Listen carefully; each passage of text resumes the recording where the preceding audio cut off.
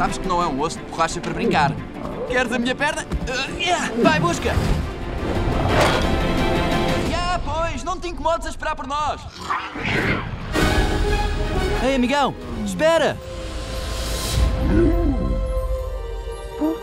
Oh, meus deuses, ele não é o único. Oh, desculpa. Olá, eu sou o Hiccup deste Como Treinares o Teu Dragão, o Mundo Secreto. Neste filme, o Hiccup vai ter que se tornar mais responsável, porque ele é o chefe da aldeia.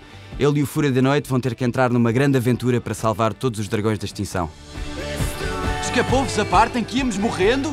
Este é um tipo diferente de inimigo. Não percam este Como Treinares o Teu Dragão, o Mundo Secreto, no dia 21 de fevereiro nos cinemas.